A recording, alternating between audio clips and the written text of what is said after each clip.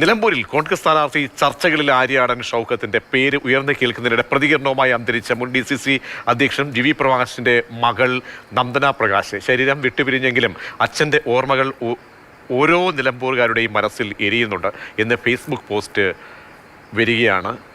അരുൺ അമൃതാഥുണ്ട്. അരുൺ, ഇപ്പോഴത്തെ ഈ ചർച്ചകൾ ചൂടേറുന്ന സമയത്താണ് DCC മുൻ അധ്യക്ഷൻ്റെ മകളുടെ ഫേസ്ബുക്ക് പോസ്റ്റ് വരുന്നത്. എന്താണ് ചൂണ്ടിക്കാണിക്കാൻ ശ്രമിക്കുന്നത്? അത്തരത്തിൽ ഒരു വൈകാരികമായ ഫേസ്ബുക്ക് പോസ്റ്റാണ് മുൻ DCC പ്രസിഡന്റും അന്തരിച്ച VV പ്രകാശിൻ്റെ മകൾ നന്ദന പ്രകാശ് പോസ്റ്റ് ചെയ്തിരിക്കുന്നത്. ആ പോസ്റ്റിലൂടെ തന്നെ ആദ്യം പോകാം.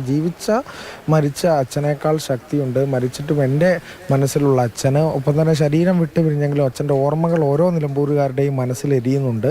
ഒരിക്കലും കെടാത്ത തീയെ അത് പടർന്നുകൊണ്ടേയിരിക്കും എന്നാണ് നന്ദന പ്രകാശ് എന്തായാലും കുറിച്ചിരിക്കുന്നത്. ഈ തെരഞ്ഞെടുപ്പ് സമയത്ത് തന്നെ അത്തരത്തിലുള്ള രാഷ്ട്രീയ ചർച്ചകൾ നടക്കുമ്പോൾ തന്നെ ഇത്തരത്തിലൊരു പോസ്റ്റ് അതിൻ്റെതായ രാഷ്ട്രീയ പ്രസക്തിയോടെ തന്നെ ചർച്ചയാകുന്നുണ്ട്. നിലമ്പൂർ രാഷ്ട്രീയത്തിൻ്റെ ചരിത്രം പരിശോധിച്ചാൽ തന്നെ 2021-ലും 2016-ലും ഇത്തരത്തിലുള്ള ആര്യാടൻ ഷൗക്കത്തും VV പ്രകാശും തമ്മിൽ സീറ്റ് വെച്ച് മാറിയതും ഒപ്പം തന്നെ DCC പ്രസിഡന്റ് സ്ഥാനം വെച്ച് മാറിയതും ഒക്കെ തന്നെ നിലമ്പൂർ രാഷ്ട്രീയത്തിൻ്റെ ചരിത്രം പരിശോധിച്ചാൽ തന്നെ നമുക്ക് മനസ്സിലാവും. 2021-ലാണ് PV അൻവറിനുമായി ഈ തിരഞ്ഞെടുപ്പ് റിസൾട്ട് വരുന്നതിന് മുമ്പേ തന്നെ 2700 വോട്ടിൻ്റെ ഭൂരിപക്ഷമാണ് PV അൻവറിനുണ്ടായിരുന്നത്.